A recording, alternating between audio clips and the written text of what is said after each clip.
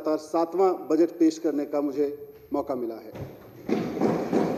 ये बजट मैं ऐसे समय में प्रस्तुत कर रहा हूं जब हम भारत के लोग अपनी आज़ादी के 75वें वर्ष में प्रवेश कर रहे हैं। वित्त वर्ष 2021-22 जिसके लिए ये मैं बजट पेश कर रहा हूं, उसमें हमारे देश की एक सबसे ऐतिहासिक तारीख होगी 15 अगस्त 2021, यानी हमारा 75वां स्वतंत्रता दिवस। अध्यक्ष महोदय, मैं आज महसूस कर रहा हूं और ऐसा मुझे भरोसा है कि सदन में बैठा हुआ हर एक सदस्य भी यही महसूस कर रहा होगा कि हम सब ऋणी हैं उन महान स्वतंत्रता सेनानियों के जिनकी निस्वार्थ कुर्बानियों की वजह से आज़ादी के 75वें वर्ष में हम प्रवेश करने जा रहे हैं। जिस सदन में हम बैठे हैं, ये सदन, ये रूम, ये कक्ष 1912 से 1926 तक अखंड भारत का संसद भवन रहा है। ये वास्तव में हम सबका सौभाग्य है कि इसी कक्ष में बैठकर आज हम देश की राजधानी दिल्ली के लोगों की सेवा में चर्चा और निर्णय ले पा रहे हैं।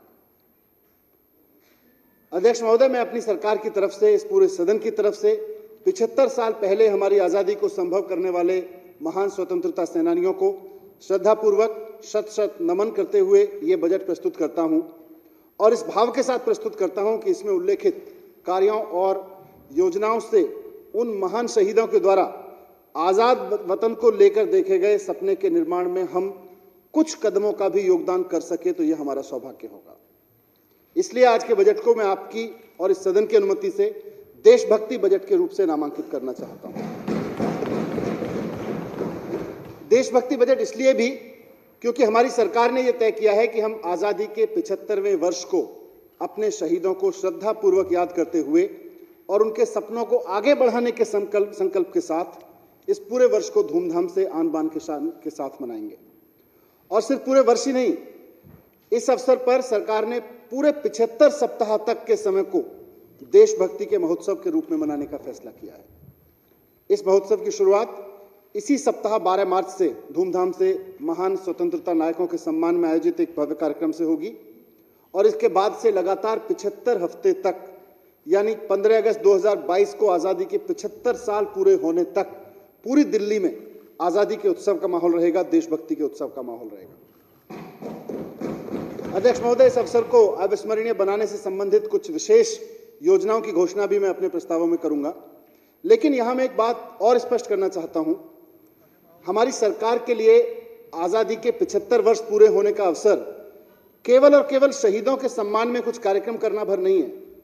हमारे लिए ये एक जिम्मेदारी है, पुनर्अवलोकन की जिम्मेदारी है कि देश की राजधानी दिल्ली पिछले 75 साल में कहां से कहां पहुंची है और इसके बाद के अगले महत्वपूर्ण पड़ाव, यानी कि 100 साल का, जब आज़ाद हिंदुस्तान जब 100 साल का हो रहा होगा 2047 में, उस वक्त हम दिल्ली को कहां देखना चाहते हैं, 100 साल के दिल्ली को हम कहां देखना चाहते हैं। आज के इस देशभक्ति बजट को मैं इंडिया एट 75 के सेलिब्रेशन के साथ साथ इंडिया एट 100 की आधारशिला के रूप में भी रखना चाहता हूं। मुख्यमंत्री अरविंद केजरीवाल जी के नेतृत्व में दिल्ली में पिछले 6 साल में जो काम हुआ है और जिसे आगे बढ़ाने के लिए आज मैं केजरीवाल मॉडल ऑफ गवर्नेंस का 7वां बजट प्रस्तुत कर रहा हूं। इस केजरीवाल मॉडल ऑफ गवर्नेंस में मात्र अगले वित्त वर्ष या कुछ अगले वर्षों के लिए नहीं, बल्कि अगले पूरे 25 साल का एक विजन है। इसके तहत एक स्वतंत्र, स्वस्थ, शिक्षित और समर्थ राष्ट्र अपनी आज़ादी के 100वें वर्ष में सारी दुनिया के सामने ज्ञान और प्रगति के एक प्रेरक शक्ति के रूप में खड़ा होगा और इसका केंद्र बिंदु होगी हमारी दिल्ली, देश की राजधानी। जिस तरह 1947 के आज़ाद भारत की रचना में दिल्ली स्वतंत्रता आंदोलन की गतिविधियों की धुरी बनी हुई थी, उसी तरह मुझे पूरा विश्वास है कि 2047 के शिक्षित और समर्थ राष्ट्र की धुरी भी हमारी दिल्ली बनी होगी। उस वक्त की चुनौतियां थीं अंग्रेजों की दमनकारी नीति और सत्ता में बने रहने के लिए व्यापारियों का, मजदूरों का और किसानों का शोषण। आज अंग्रेज नहीं है, लेकिन राजनीतिक और आर्थिक सत्ता में बने रहने के लिए व्यापारियों, मजदूरों और किसानों का शोषण आज भी जारी है, किसी न किसी रूप में आज भी जारी है। अब मैं आपके समक्ष दिल्ली के आर्थिक परिदृश्य पर कुछ बिंदु रखना चाहता हूं। अध्यक्ष महोदय, पिछले 6 वर्षों से मेरे बजट वक्तव्य में परंपरा रही है कि मैं सदन के समक्ष दिल्ली के आर्थिक परिदृश्य के कुछ आंकड़े प्रस्तुत करता हूं। सामान्यतः ये जो आंकड़े होते हैं ये हर साल और अगले साल के संबंधित आंकड़े होते हैं, वित्त वर्ष से संबंधित आंकड़े होते हैं, कुछ अनुमान होते हैं।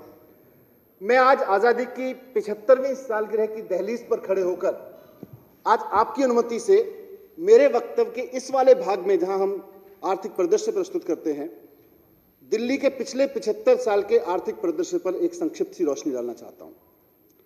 1901 में हमारी दिल्ली कुल 4 लाख की आबादी का एक छोटा सा शहर थी।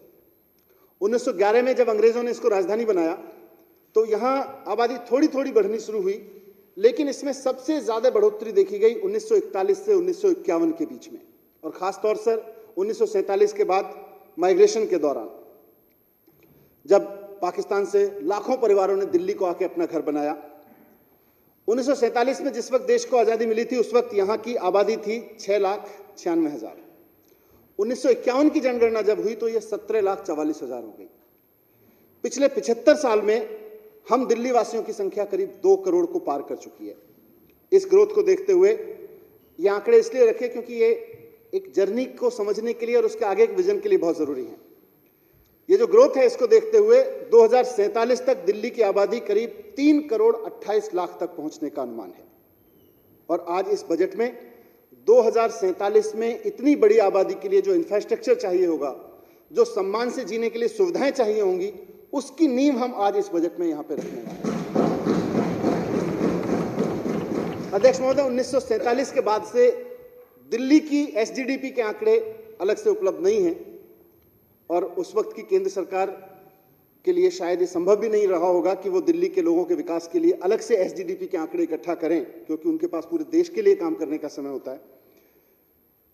लेकिन वर्तमान सरकार जब से बनी है, जो वर्तमान व्यवस्था के तहत 1993-94 से दिल्ली की एसजीडीपी उसके आंकड़े हैं।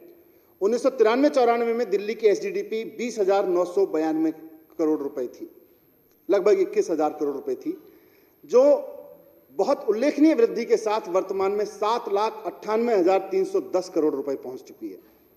इसी तरह 1993-94 से दिल्ली की पर कैपिटा इनकम 18,976 रुपए थी, 18,967 रुपए थी स्थिर मूल्यों पर, जो 19-20 में 2,74,671 पहुंच चुकी है।